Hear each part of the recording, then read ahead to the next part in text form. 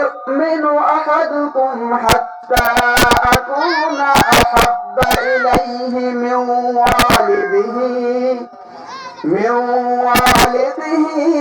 وولده والناس أجمعين। আলহামদুলিল্লাহ, সেই মহান আল্লাহ রাব্বুল আলামিনের দরবারে শুকরিয়া আদায় করি, যেই মহান আল্লাহ রাব্বুল আলামিন আমাদের সকলকে চাংনামারি গ্রামবাসীর উদ্যোগে এক মাহফিল স্কুল মাঠে এই মাহফিলে বসার তৌফিক দান করলেন, সেজন্য সকলে বলি আলহামদুলিল্লাহ। সম্মানিত হাজিরিন, আল্লাহ রাব্বুল আলামিন ইরশাদ করেন, ফাইযা কুরিআল কুরআনু ফাসতামিউ লাহু ওয়া আনসিতু লাআল্লাকুম তুরহামুন। যেখানে কোরআন তেলাওয়াত করা হয়, যখন কোরআন তেলাওয়াত করা হয় তখন তোমরা চুপ থাকো, চুপ করে তোমরা কোরআন তেলাওয়াত শ্রবণ করো, তবেই তোমাদের উপর রহমত বরকত নাযিল হবে। সম্মানিত হাজিরিন, আজকে টাঙ্গামারি গ্রামবাসীর উদ্যোগে এই মাহফিল আমাদের সকলের মাহফিল। এই মাহফিলে আমরা কেউ জ্ঞান হইহিল্লা না করে, আমরা গুনাহের কাজে লিপ্ত না থেকে আমরা সকলে এই মাহফিলে উপস্থিত হই। আল্লাহ রাব্বুল আলামিন বলেছেন, যেখানে কোরআন তেলাওয়াত করা হয় সেখানে তোমরা চুপ করে শ্রবণ করো।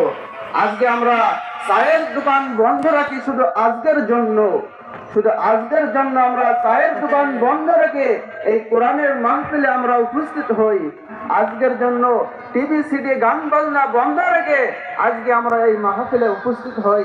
আল্লাহ রাব্বুল আলামিন আমাদের সকলের উপরেই রহমত বরকত নাযিল করিবেন। সম্মানিত হাজিরিন, আমি যে আয়াতটি তেলাওয়াত করেছি এই আয়াতের বিষয়েই আমি কিছু আলোচনা করে এই আলোচনা আমি শেষ করব ইনশাআল্লাহ। সম্মানিত হাজিরিন, আল্লাহ রাব্বুল আলামিন মানুষকে দুনিয়াতে সৃষ্টি করেছেন, মানুষকে সৃষ্টি করে দুনিয়াতে পাঠাইছেন তিনার একমাত্র ইবাদত করার জন্য। তিনার উদ্দেশ্য হলো যে দুনিয়াতে গিয়ে আমার বান্দারা ইবাদত বন্দেগী করবে, আমার দাসত্ব করবে, আমার গোলামি করবে। এই হিসাবেই বান্দা যেন ভুল পথে চলে না যায়, সেই হিসাবে আল্লাহ রাব্বুল আলামিন যুগে যুগে অনেক নবী রাসূল প্রেরণ করেছেন, যাতে করে আমার বান্দারা ভুল পথে চলে না যায়, অসৎ কাজ না করে সঠিক কাজ করে, আমি আল্লাহর দিশা পাই। সেই কারণে যুগে যুগে অনেক নবী রাসূল এই দুনিয়াতে প্রেরণ করেছেন।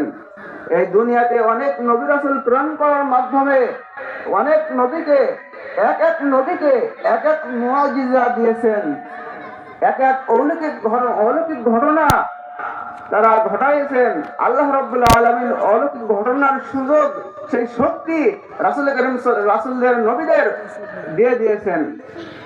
সম্মানিত হাজিরিন, ঠিক এভাবেই মুসা আলাইহিস সালামকে এক মুআজিজা দেওয়া হয়েছিল। মুসা আলাইহিস সালামের মুআজিজা ছিল, আল্লাহ রাব্বুল আলামিন বললেন, কোরআনের মধ্যে ঘোষণা করলেন, ওয়ামা তিলকা বিয়ামিনিকা ইয়া মুসা, হে মুসা তোমার ডান হাতে কি? মুসা আলাইহিস সালাম বললেন, আমার হাতে লাঠি আছে। এই হিসাবেই যখন সমস্ত জাদুকররা কাফেররা একত্রিত হয়ে মুসা আলাইহিস সালামকে পরাজিত করার চেষ্টা করলো, আল্লাহ রাব্বুল আলামিন জানিয়ে দিলেন, হে মুসা তোমার এই লাঠিকে ছেড়ে দাও। সমস্ত জাদুকররা তাদের জাদু প্রয়োগ করলো মুসা আলাইহিস সালামের কাছে। সমস্ত জাদু যখন প্রয়োগ করলো, কোন বর্ণনা এসেছে বাঘ হয়ে গেল, কোন বর্ণনা এসেছে সাপ হয়ে গেল।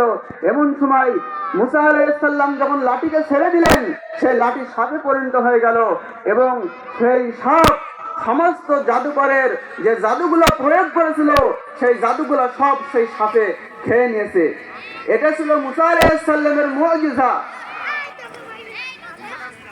মুসা আলাইহিস সালাম লাঠি দিয়ে একটি বাড়ি মেরেছে, 12টি রাস্তা হয়ে গেছে, নদীতে 12টি রাস্তা হয়ে গেছে, 12টি গর্তের লোক নদী পার হয়ে চলে গেছে।